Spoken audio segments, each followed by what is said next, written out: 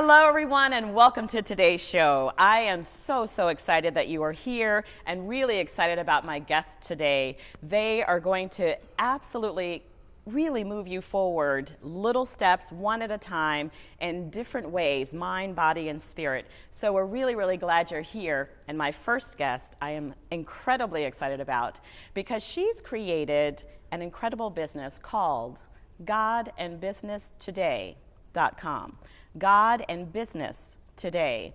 Now, I know for some people that would make your head explode. How do you fit those two worlds together? Well, we're going to really find that out today by absolutely welcoming my incredible guest, Tami Call. Please welcome Tami Call.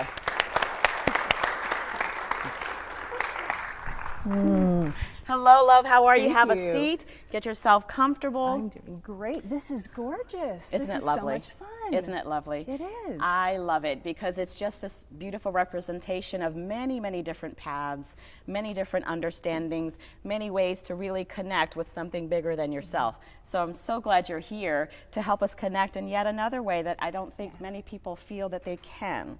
Yeah. So tell us about how did you, create that? Where did that come from? What brought you to that work? The way that I came to it was really interesting, actually, because I was doing an interview like this, but I was the interviewer. Yes. And had a friend, we're doing it in her home, and she was the interviewee. Yes. And her husband was watching the film shoot, essentially, and we got done, and he said, you're really good at that.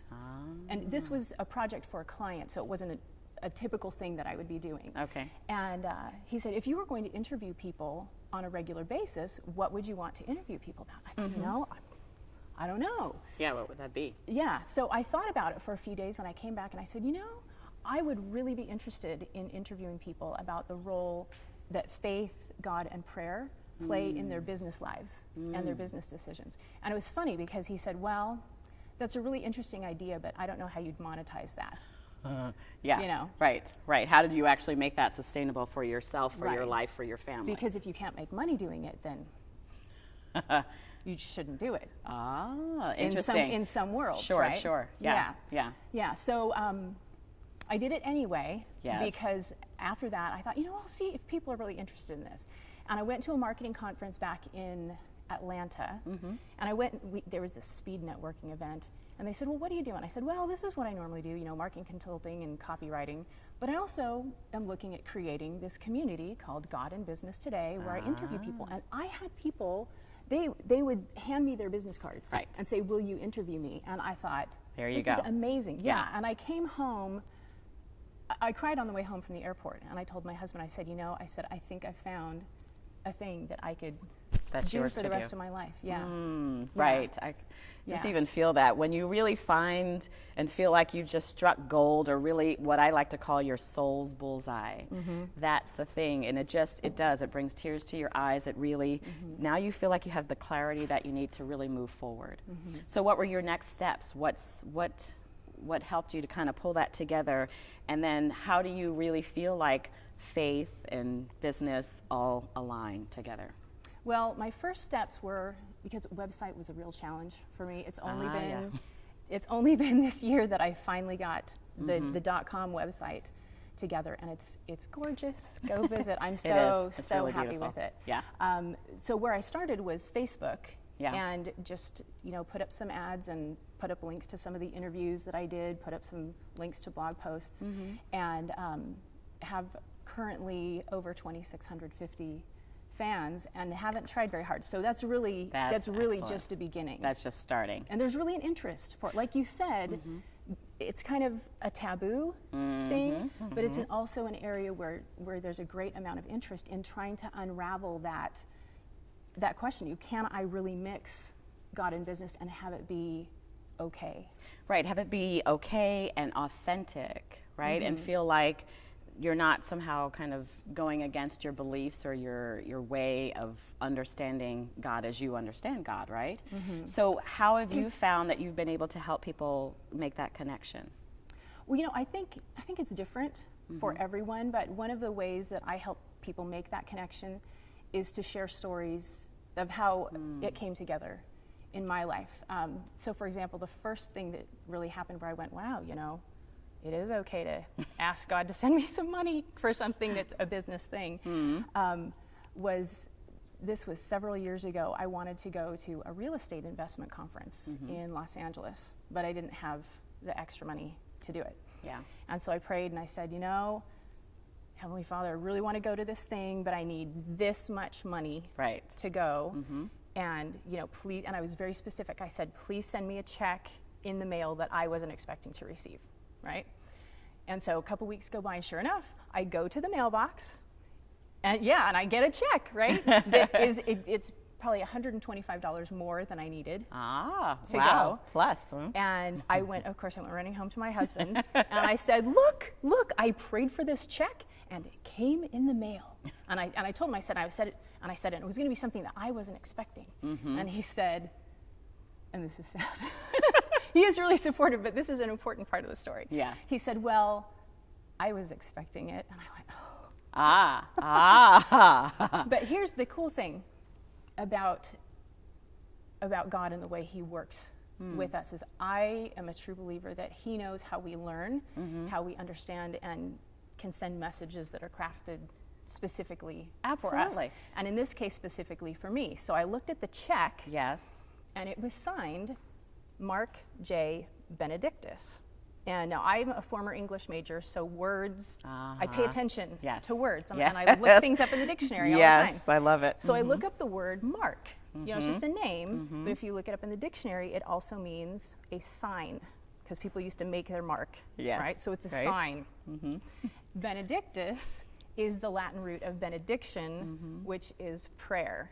So I got a check, and I have to, it's somewhere at home, I have to find it. Yes. But I got a check in the mail that said it's a sign of the prayer that was answered. And I just went, you can tell me all you want that these things don't go together. I've got goosebumps. But that's amazing. Absolutely. They go together, yeah. Oh, that was so perfect. And perfect way to just really sit with that for a moment, because that's really, really powerful. And I think something for all of us to remember. And we're going to go a little bit deeper into that, and also about how we can help a lot of the folks who are watching and with us today. So we'll be right back.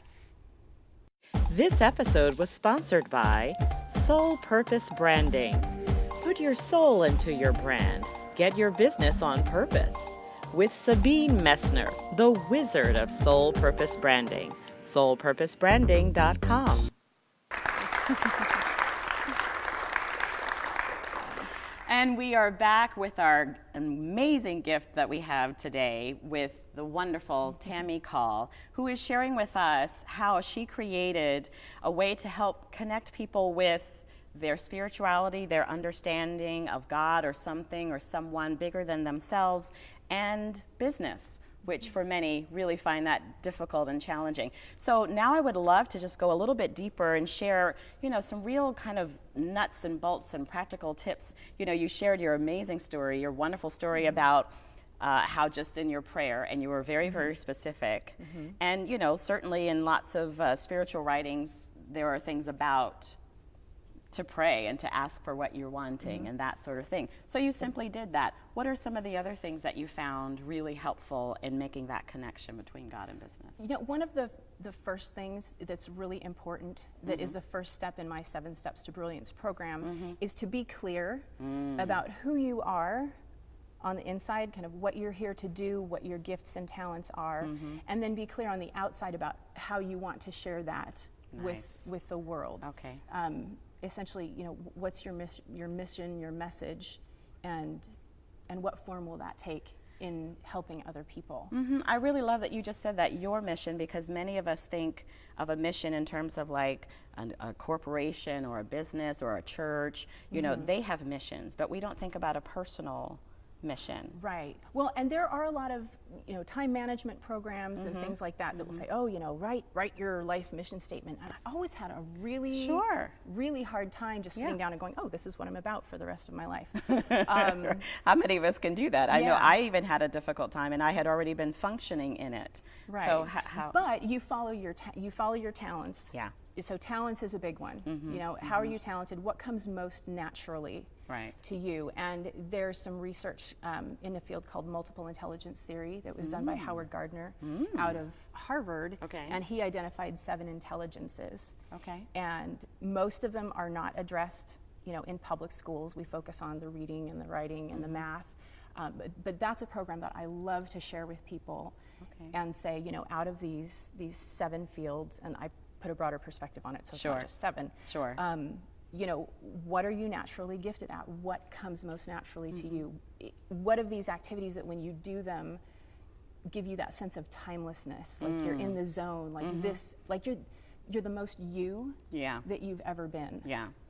I think a lot of people are in that and don't recognize it.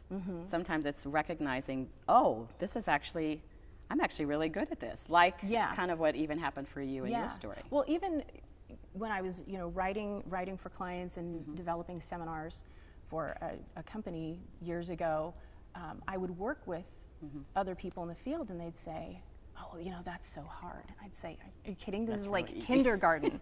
This is easy. So that's a sign too, is what seems like kindergarten to you that other people say, how do you do that? Yeah, really easy. Yeah. So what are your talents and your gifts? Another one, because you can be good and talented at something, but not be on purpose with it. Like I can write for clients, right? But I can tell by the way that I feel sometimes that I need to be writing my own stuff. Okay. And the tip for that is you look at what gives you energy and what drains your energy. Because even if you're doing something that you're talented in, but you come home just feeling, oh my gosh, I can't believe I did that all day. Right. That's a sign that you're not on There's purpose. Something not in alignment. It could Not be in the alignment, thing, yes. but maybe not the way that you're doing it, like you talked about. Right. Alignment is a really good word for that. So what gives you energy? What drains your energy? Okay. Another thing to look at, to take into consideration, is that there's a preparation, especially when you take it in a religious life purpose kind of perspective. We don't just get dumped on the planet and come out with a life purpose. There are periods of preparation that have to take place, and typically people don't really come into doing what they feel their purpose is until they're in their 40s. For example, I started out as an English secondary education major, and I taught school, but that prepared me to teach. And then I got a master's degree in business, and that gave me the business background. And then I got into developing seminars and copywriting and consulting. But even that, when I got into it, I knew going in, because I had this feeling in my heart that it was something to prepare me to do something bigger. Right. And so you can kind of look at a map of your life and say, okay, what are all the things that I've always been involved in? Yeah. What are the things that I've always loved or that have been important to me? And you can pick out themes that really give you insight, where you can say, wow, there's like these 4 or 5 or 6 things that ever since I was little have been there. I'm sure you've seen that. You probably came out singing. I actually came out dancing first. That must have been uncomfortable. Sorry. Probably. So good. I love, because I think that's a huge thing is how you feel. If it's bringing you joy, if it's actually uplifting you and giving you energy, I think that's a huge clue to listen and pay attention to. So in the things that you've looked back, and it's that hindsight 2020, you can kind of look back and say, okay, now I see. Tell us how you then take all of that kind of, these pieces, these steps that you're talking about, and guide people into really finding their own brilliance. You have something called the 7 Steps to Brilliance, yeah? Yes, so the 7 Steps to Brilliance, it starts out, the first step is to be clear. And that can be, like I said, especially if you're in your 20s or your 30s, you may only be able to be so clear because you don't have all the pieces of the puzzle. Sure. But for people who can be clear, and you're at a point where you say, wow, this is this thing that I've got to do it. Yeah. It makes me happy. It's me. Right. And that's action. the next thing in front of you that's yours to do. Yeah. So once you are clear on your mission, your message, what it is that you want to be about, and it doesn't have to be a business. That's okay. Exactly. This is just in general your steps. So the first one's clarity. So the first one is be clear. Mm-hmm. The second one is be credible. Because if you're going to influence anyone, you need to look at, what gives you credibility. Is it your education? Is it your background? Is it gathering testimonials for a service that you've provided? Is it what you put on your website? Okay. You've got to have credibility. Okay. Third, you can't really achieve anything in the world without being connected to people. So, right. yeah. Here so we how all are you going to connect? Okay. And especially in online marketing, there's a focus Sure. on, you know, Sure. capturing contact Absolutely. information. And then But what would our next step be? And then, of course, following up, which is be consistent, which is a real problem for people. Yeah. And just because I say online marketing, it doesn't mean you have to dive into, you know, email marketing. Right. Your mission could be connecting your family and building a stronger relationship with your extended family, and being connected Right. could be having their addresses, and being consistent could just be sending a birthday card Exactly. or calling them every week. Yeah, so so it it's works just in the all core, contexts. right. Yeah, works in all Absolutely. contexts. Beautiful. And so how can people, you know, how can people connect with you to, you know, really kind of be guided through those 7 steps that you Well, have? the best way is to start with an ebook that I've created. It's called The 7 Steps to Brilliance: How to Make the Leap from Being Unseen, Unheard, and Unnoticed to Letting Your Light Shine. Ooh, I love that. Especially the end, right? Because isn't that the end result, to let your light shine, as we were singing earlier, right? So you guys got a little extra treat. So so that's beautiful. So it's literally guiding them through. And where can they find that? They can find that at godandbusinesstoday.com/shine. Shine. I love it. Shine. Yeah, and in the research, if you look up shine in the dictionary, Yes. going back to words, Yes. it actually means to be conspicuous.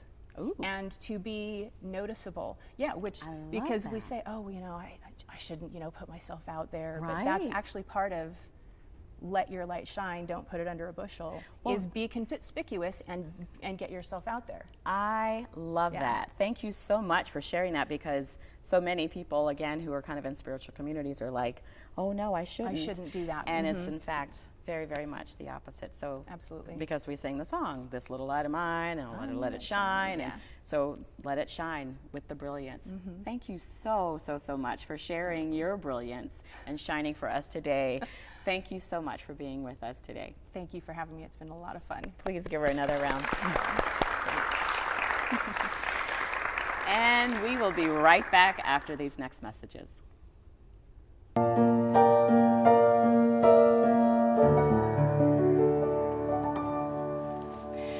Hello, everyone, and thank you so much for being with us today on our show. I really hope that there was something shared that really helps you shine your biggest and brightest light. Please stop by again, like us on Facebook, tweet us, all of those good things. And most importantly, please always remember, it's all about love.